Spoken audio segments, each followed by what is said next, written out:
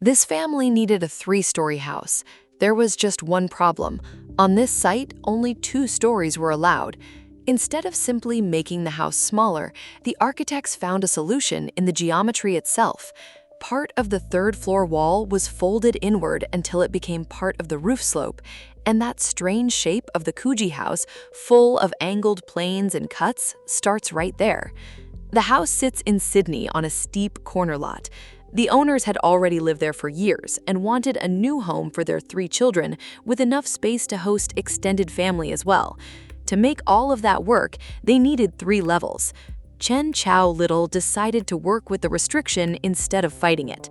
On the top floor, part of the wall stops rising vertically and folds inward, becoming part of the roof. So instead of a conventional 3rd story with a roof placed on top, the upper part of the house starts to slope. But that wasn't the only thing that shaped the Coogee House. Some neighboring properties sit higher up and look over the site toward the ocean. A new house could have blocked those views, so the architects cut into parts of the roof and angled some of the walls to preserve certain sightlines. That seemingly abstract geometry starts to have a very practical explanation. First, part of the top floor had to become roof. Then, the roof itself had to be cut back because of the surrounding houses. There was still another conflict to solve. The site is highly exposed to the streets and neighboring properties. The owners wanted to take advantage of the opening toward the ocean without turning the house into a display case. The response was almost to dress the house. There is a more solid inner structure formed mainly by masonry walls. Around it is a much lighter second layer, made up of the roof structure and a series of thin vertical bars of dark aluminum. That outer skin doesn't simply sit against the walls. There is space between the 2 layers. And that space is where balconies, decks, walkways, and stairs appear. It creates an unusual condition. You can step out of the enclosed interior and still remain inside the outer envelope of the house. In some places, that space works as a balcony. In others, it becomes circulation, and sections of the screens can slide away, making the house feel more open or more protected. Instead of using a completely solid wall for privacy, the house uses a filter. From outside, you can sense movement and depth, but you never get a complete view of the interior.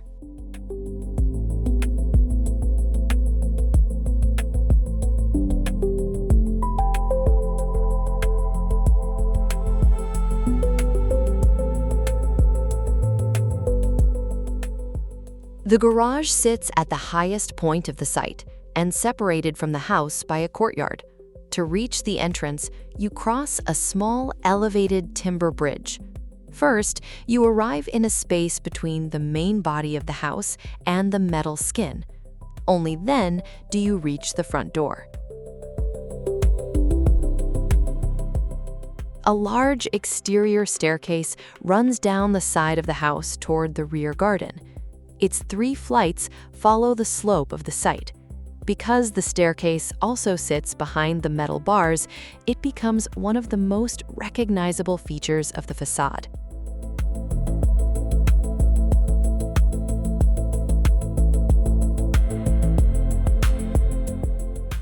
Even on the main floor, the house wasn't turned into one large open room. Solid cores break up the layout and create smaller spaces. The living room, dining area, and kitchen remain connected, but you can't see everything at once.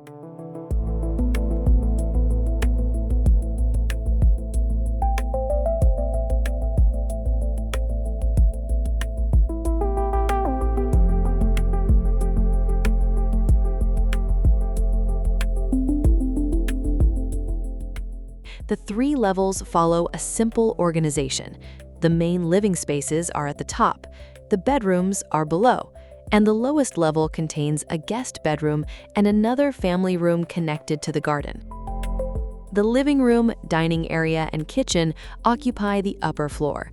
The kitchen has an important position because one of the owners cooks often and regularly hosts friends and family. The same idea appears in the outer skin. In some places, it protects a window. In others, it forms the edge of a balcony. Then it wraps around the staircase. Further along, it can open up. That's why calling this layer simply a facade doesn't quite explain what it does. It creates a second boundary around the house, and the space between that boundary and the interior has become part of the house itself.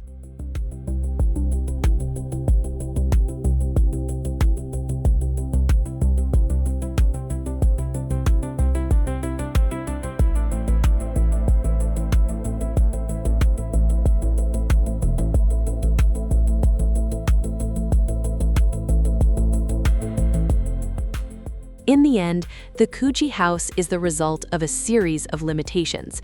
The owners needed 3 levels where only 2 were allowed.